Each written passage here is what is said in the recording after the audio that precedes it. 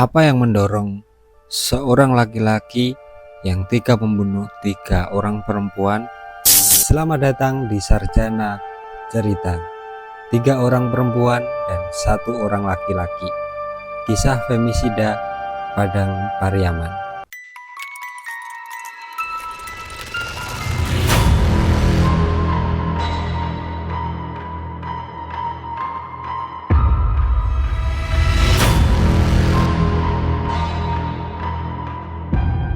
Bayangkan di sebuah daerah yang hijau dan sejuk di daerah Sumatera Barat. Sungai Batang Anai mengalir tenang, melewati hutan dan pemukiman penduduk. Di tempat yang tapaknya damai inilah tragedi besar terungkap. Pada awal Mei 2024, warga menemukan potongan tubuh manusia di sungai itu, tanpa kepala, tanpa lengan, dan tanpa kaki. Kabar ini menyebar begitu cepat, mengguncang seluruh Indonesia. Yang lebih mengerikannya lagi, ketika polisi mengusut tentang kasus ini, terbuka bahwa faktanya tidak hanya 1 orang yang menjadi korban dalam kejadian ini. Ada 3 perempuan muda yang dibunuh oleh pelaku yang sama. Seperti inilah ceritanya. Korban yang pertama ditemukan adalah Septi Ananda, yang sering disapa dengan sebutan Nanda, dan berumur 25 tahun. Dia dikenal sebagai sosok yang ramah, pekerja keras, dan banyak teman. Pada tanggal 8 Mei 2024, Nanda tidak pulang ke rumah. Keluarganya gelisah. Pesan WhatsApp terakhir menunjukkan dia ingin bertemu dengan seseorang. Tidak ada yang menyangka pertemuan ini adalah pertemuan yang terakhir. Keesokan harinya, warga yang sedang beraktivitas di Sungai Batang Anai melihat sesuatu yang mengapung dan mencurigai benda tersebut. Saat didekati, mereka terkejut. Itu adalah potongan tubuh manusia. Mereka segera melapor ke polisi, dan begitu polisi datang, suasana berubah mencekam. Bagian tubuh tersebut jelas itu tubuh perempuan muda. Polisi membawa potongan tubuh ke rumah sakit untuk diidentifikasi. Sidik jari dan data medis dicocokkan. Ditemukan kecocokan pada Septi Ananda. Kasus ini langsung menjadi headline di media lokal. Warga takut. Bagaimana mungkin di desa mereka terjadi pembunuhan dan mutilasi? Polisi mulai menyelidiki. Bahkan CCTV di sekitar lokasi terakhir korban terlihat. Nama 1 orang terus muncul, yaitu SJ alias Wanda. SJ alias Wanda tersebut berumur 25 tahun. Dia adalah sahabat korban. Wanda dikenal biasa saja dan tidak pernah terlibat kriminal besar. Tetapi polisi menemukan motif yang sangat kuat, yaitu hutang piutang yang berjumlah 3,5 juta.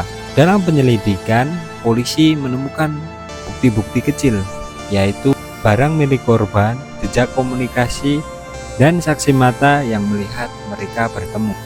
Dan setelah bukti-bukti terkumpul, polisi langsung menangkap Wanda dan dimintai keterangan. Awal diinterogasi, dia mengelak, tetapi bukti semakin menumpuk. Akhirnya Wanda mengaku. Dia mengaku membunuh korban karena kesal dengan masalah hutang piutang. Akhirnya Wanda mengaku dia membunuh Nanda karena marah soal hutang. Setelah membunuh, dia memutilasi tubuh Nanda karena ingin menghilangkan jejak dan membuangnya ke sungai. Nah, pengakuan ini sudah sangat mengerikan, tetapi lebih daripada itu.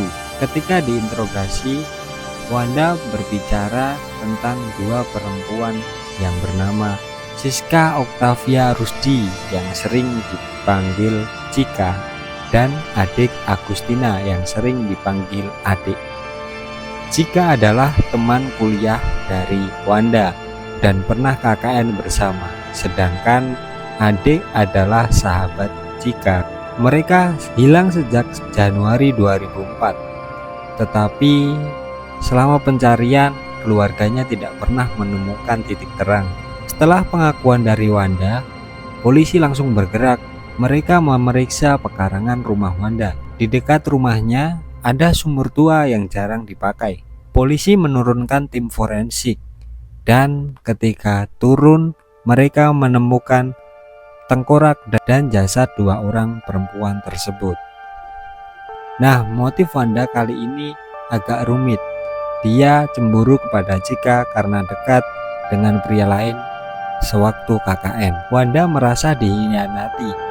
Dia marah, dendam, dan menganggap adik mendukung Chika, sehingga dia pun menjadi target. Nah, dari sinilah terlihat pola pikir yang sangat mengerikan. Wanda merasa berhak mengatur seluruh kehidupan perempuan-perempuan ini. Dia merasa punya kuasa, dan ketika kehilangan kontrol, dia memilih kekerasan yang ekstrim. Kasus ini jelas bukan kriminal biasa. Para ahli menyebut ini femisida. Nah, femisida adalah pembunuhan terhadap perempuan karena posisi mereka sebagai perempuan, dan pelaku ingin menunjukkan dominasi atau kontrol. Ciri-cirinya ada semua. Korban perempuan muda. Pelaku mengenal korban, ada unsur kontrol, dendam, dan merasa memiliki. Selanjutnya kekerasan ekstrim, memutilasi, dan menyembunyikan jasad. Nah, psikolog forensik menunjukkan bahwa Wanda ini adalah psikopat. Dia tidak punya empati, bisa mengulang pembunuhan, dan tetap tenang setelahnya. Dia mencoba menghilangkan jejak dengan cara yang sadis. Jarang ada pelaku tunggal yang membunuh 3 korban secara seperti itu. Dan itu sebabnya polisi sangat kesulitan memecahkan kasus dari Chika dan adik tersebut. Ketika fakta ini terbuka, media sosial penuh dengan kemarahan. Netizen menuntut hukuman yang sangat berat. Banyak yang menyadari bahwa kekerasan terhadap perempuan disepelekan, dan ini sudah terlambat. Kasus ini membuat banyak LSM dan aktivis perempuan banyak bersuara. Mereka mendesak pemerintah untuk memperkuat perlindungan hukum terhadap perempuan, edukasi masyarakat, dan menegakkan hukum yang lebih tegas. Nah, pelajaran yang bisa kita ambil, kekerasan ini bisa terjadi kepada kita, bahkan orang yang sudah kita kenal bisa menjadi pelakunya. Yang kedua, perasaan cemburu, dendam, dan rasa memiliki tidak boleh dibiarkan tanpa kontrol. Yang ketiga, perempuan sering menjadi target kekerasan karena dianggap lemah dan mudah dikontrol. Kita perlu peka jika ada tanda-tanda kekerasan di dalam hubungan. Jangan diam, laporkan, beri bantuan kepada korban, dan memberi dukungan.